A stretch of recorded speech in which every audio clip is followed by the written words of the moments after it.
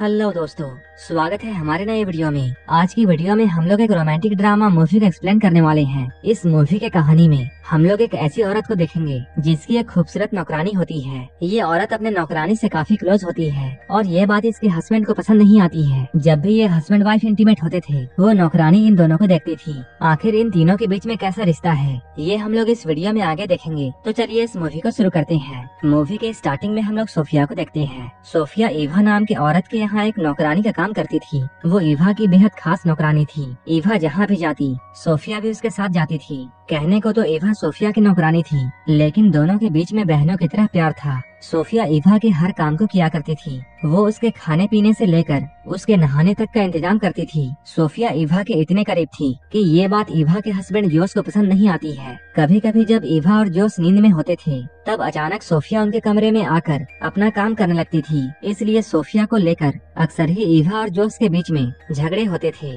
असल में बात ये थी कि कई सालों पहले ईवा का घर जल गया था। उस आग में ईवा की माँ और सोफिया के माता पिता की मौत हो गई थी, जबकि ईवा और सोफिया किसी तरह बच गए थे। इस हादसे के बाद सोफिया अनाथ हो चुकी थी, इसलिए ईवा के पिता ने सोफिया को गोद ले लिया और यहीं पर से ये दोनों बहनों की तरह रहने लगी। लेकिन सोफिया के माता पिता तो नौकर थे, इसलिए बड़ी होकर सोफिया भी घर के काम काज करने लगी। एक रात ईवा के पिता की तबीयत बहुत खराब हो जाती है और तब उन्होंने सोफिया से एक वादा लिया, चाहे कुछ भी हो जाए वो ईवा का साथ नहीं छोड़ेगी। एक दिन जब ईवा नहाने की तैयारी कर रही थी तभी सोफिया खास तरह की जड़ी बूटियां लाती है और उसे पानी में डालकर ईवा को नहलाने लगती है। लेकिन जिस तरीके से वो ईवा को छू रही थी ये देखकर जॉस को काफी बुरा लगता है। जॉस सोफिया से चिढ़ने लगा था, इसलिए वो सोफिया को अब बात बात पर डांटता है। इधर सोफिया अपने आप को खुश रखने की कोशिश करती। वो अपना ध्यान भटकाने के लिए तस्वीरों से भी बातें किया करती थी। ऐसे ही एक रात जब सोफिया अपने कमरे में जा रही थी तभी उसे ईवा के कमरे से आवाजें सुनाई देती हैं। वो यहाँ पर रुक जाती है।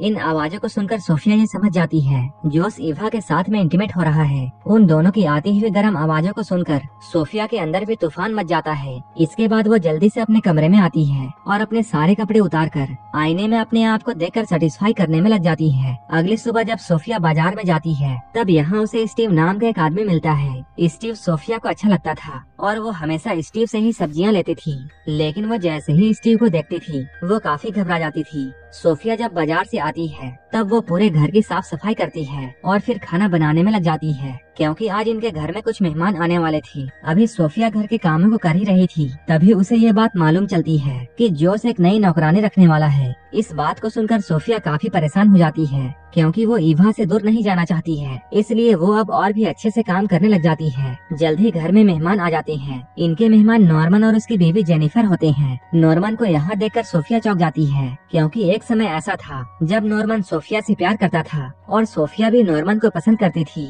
लेकिन ईवा ने उससे नॉर्मन को छीन लिया था। नॉर्मन के यहाँ आने से सोफिया घबरा जाती है और हड़बड़ी में गलतियाँ कर देती है, जिसे देखकर जॉस उस पर बहुत गुस्सा करता है और वो सबके सामने सोफिया को डांटता है। थोड़ी ही देर बाद मेहमान चले जाते हैं। अब जॉस और ईवा के बीच में हमेशा की तरह झगड़ा शुरू हो जाता है और आज भी इनके झगड़े की वजह सोफिया थी। रात में सोफिया जब अपने कमरे में थी तभी ईवा उसके पास आती है। ईवा उससे कुछ भी नहीं कहती है, बस चुपचाप उसके पास लेट जाती है। लेकिन सोफिया उसे देखकर ये समझ जाती है कि उसे अब इस घर से जाना होगा। अगले दिन जैसे ही सुबह होती है सोफिया अपना सामान लेकर जाने लगती है, लेकिन जॉस उसे रोकते हुए ये कहता है, मैं तुम्हें यहाँ से निकालना नहीं चाहता हूँ, मैं तो बस इतना चाहता हूँ कि तुम हर वक्त हमारे साथ मत रहो। जॉस के इशारे के वो समझ जाती है और वापस वो अपने काम में लग जाती है। इसके अगले दिन सोफिया नॉर्मन से मिलने के लिए जाती है। यहाँ ये दोनों बहुत सारी बातें करते हैं। नॉर्मन के पूछने पर सोफिया उससे कहती है, ईवा के पिता ने मुझे बाप का प्यार दिया था, लेकिन वही ईवा ने कई बार मुझे नीचा दिखाने की कोशिश की,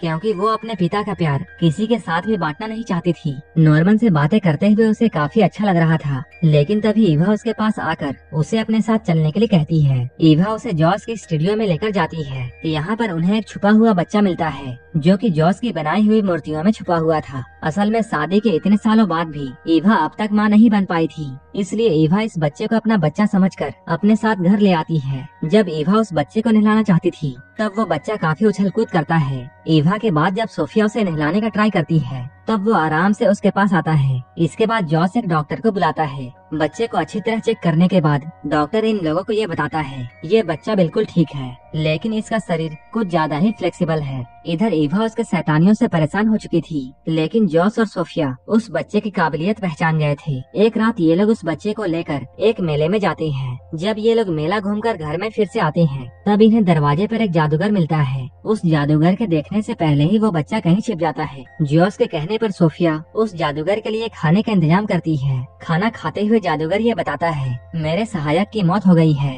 और अब उसका बेटा विली ही मेरा वारिस है। इस जादूगर की बातों से ये लोग समझ जाते हैं जो बच्चा उनके घर में है वही विली है। अब जादूगर अपने जादू का कमाल इन सभी को दिखाता है ताकि ये लोग डरकर विली को वापस कर दें। लेकिन जादूगर के लाख कोशिशों के बाद भी ये लोग उसे विली के बारे में कुछ भी नहीं बताते हैं। अब सोफिया विली का ध्यान रखने लगी थी, जिससे ईवा को उससे जलन होने लगती है। सोफिया ये सारी बातें नॉर्मन को बताती है। वो उसे ईवा को माफ करने की सलाह देता है। अब सोफिया फिर से नॉर्मन के करीब आना चाहती थी और इसलिए उसने अब नॉर्मन के घर में आना जाना शुरू कर दिया था। नॉर्मन से मिलकर उसके अंदर भी इंटीमेट होने की इच्छाएं जागने लगी थी। वो हर वक्त बस अपनी प्यास मिटाने के सपने देख रही थी। एक तरफ वो नॉर्मन के करीब आना तो चाहती थी, लेकिन वहीं इधर वो स्टीव के साथ में भी अपना अच्छा समय बिता रही थी। स्टीव से मिलकर जब वो अपने घर में आती है, तब यहाँ पहुँचकर वो एक पुलिस वाले को देखती है। ये पुलिस वाला जॉस का दोस्त होता है। वो यहाँ जॉस से कहता है जादूगर पर बैंक लूटने का आरोप है और पुलिस को इस बात का शक है कि इस काम में एक दुबले पतले बच्चे ने बैंक लूटने वालों की मदद की है और पुलिस को ऐसा लगता है कि वो बच्चा तुम्हारे घर में है, इसलिए पुलिस तुम्हारे घर में जांच के लिए आ रही है। ये सुनकर जॉस और सोफिया सोच में पड़ जाते हैं। अब ये लोग उस बच्चे को खिला पिलाकर मोटा करने की कोशिश में लग जाते हैं ताकि कोई भी उसे पहचान ना पाए। इसी बीच सोफिया को ये मालूम चलता है कि स्टीव उसकी एक सहेली से शादी करने वाला है। ये जानकर उसका दिल टूट जाता है। अब पुलिस जॉस के घर पर आती है, लेकिन उनके कहने पर जब विली को बुलाया जाता है, तब विली को देखकर पुलिस वापस जाने का फैसला करती है, क्योंकि जॉस और सोफिया ने उसे खिला पिलाकर कम्प्लीटली चेंज कर दिया था। अब सब कुछ ठीक हो गया था। विली के बचने पर सब लोग बहुत खुश थे। विली खुश होकर इधर उधर कूदने लगता है और सोफिया उसे पकड़ने के लिए उसके पीछे पीछे भागती है। इसी बीच उसकी नजर ईवा और नॉर्मन पर जाती है, जो एक दूसरे के गले लगे हुए थे। उन दोनों को एक साथ देखकर सोफिया का दिल फिर से टूट जाता है। वो उदास होकर बाजार की ओर जाने लगती है, लेकिन तभी स्टीव उसके पास में आकर ये कहता है मैं सिर्फ तुमसे प्यार करता हूँ और अगर तुम हाँ कहो तब हम लोग शादी करके किसी दूसरे शहर में चले जाएंगे। वो स्टीव से शादी तो करना चाहती थी, लेकिन वो ईवा को भी छोड़ना नहीं चाहती है, इसलिए सोफिया उसे मना कर देती है। इसके काफी दिनों के बाद जॉस अपने घर में एक पार्टी देता है, जिसमें वो और ईवा सभी के सामने विली को गोद लेने वाले थे। ये देखकर पार्टी में आए सभी लोग ईवा की तारीफ करने लगते हैं, क्योंकि उसके पिता कायल ने भी सोफिया को गोद लेकर उसकी परवरिश की थी। लेकिन आज पहली बार सोफिया को ईवा की तारीफ से गुस्सा आ रहा था। वो यहाँ पर जॉस को ईवा और नॉर्मन के रिश्ते के बारे में बताना चाहती थी। जैसे ही उसे ये मौका मिलता है, वो सभी के सामने ये बात बोल देती है। वो जॉस से कहती है जिस नॉर्मन को तुम अपना दोस्त कहते हो वो तुम्हारी वाइफ का आशिक है और वो दोनों आज भी इंटीमेट हुए थे। सोफिया की इन बातों को सुनकर नॉर्मन की वाइफ को अचानक दौरा पड़ जाता है। तभी सोफिया भागकर घर में आ जाती है। घर के अंदर आकर वो अपना सामान बांधने लगती है ताकि वो यहाँ से कहीं दूर जा सके। सोफिया को अब ऐसा लगने लगा था कि वो जिससे भी प्यार करती है, ईवा उसे उससे छीन लेती है। तभी ईवा भी यहाँ पर पहुँच जाती है। ईवा काफी गुस्से में होती है। वो सोफिया से कहती है मैं माँ बनने वाली हूँ। ये सब नॉर्मन के प्रार्थना की वजह से हुआ है और इसलिए मैंने खुश होकर उसे आज गले से लगाया था। ईवा की इन बातों को सुनकर सोफिया को ये एहसास होता है कि उसे बहुत बड़ी गलती हो गई है और ईवा ने कभी भी उसे नफरत नहीं की थी, बल्कि ये सब तो सिर्फ उसका वहम था। जल्द ही इन दोनों के बीच की गलत फहमियाँ दूर हो जाती है, लेकिन तभी उन्हें ये पता चलता है कि घर में आग लग गई है। सोफिया इसके लिए खुद को जिम्मेदार मानती है, लेकिन जल्द ही वो खुद को संभालते हुए अपनी और ईवा की जान बचाती है। आखिर में ईवा के कहने पर सोफिया स्टीव से शादी कर लेती है और अब दोनों अपने परिवार के साथ में खुशी खुशी रहने लगते हैं और यहीं पर ये मूवी खत्म हो जाती है।